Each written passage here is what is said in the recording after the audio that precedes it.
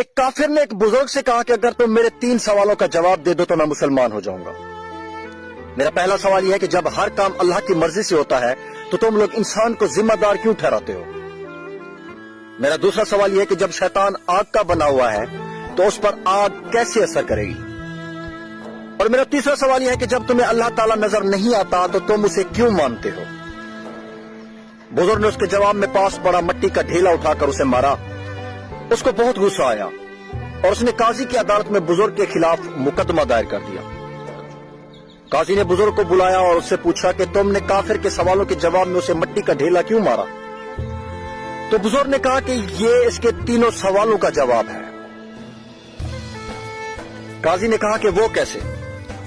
تو بزرگ نے کہا کہ اس کا پہلا سوال تھا کہ جب ہر کام اللہ کی مرضی سے ہوتا ہے تو تم لوگ انسان کو ذمہ دار کیوں ٹھہراتے ہو؟ تو اس کے پہلے سوال کا جواب یہ ہے کہ میں نے یہ ڈھیلا اللہ کی مرضی سے اسے مارا تو یہ اس کا ذمہ دار مجھے کیوں ٹھہراتا ہے؟ اس کا دوسرا سوال یہ تھا کہ جب شیطان آگ کا بنا ہوا ہے تو پھر اس پر آگ کیسے اثر کرے گی؟ تو اس کے دوسرے سوال کا جواب یہ ہے کہ انسان تو مٹی کا بنا ہے، پھر وہ اس مٹی پر مٹی کے ڈھیلے نے کیسے اثر کیا؟ اس کا تیسرا سوال یہ تھا کہ جب تمہیں اللہ تعالیٰ نظر نہیں آتا تو تم اسے کیوں مانتے ہو؟ تو اس کے تیسرے اور آخری سوال کا جواب یہ ہے کہ اسے درد نظر نہیں آتا تو اسے محسوس کیوں ہوتا ہے؟ اپنے سوالوں کے جواب سن کر کافر مسلمان ہو۔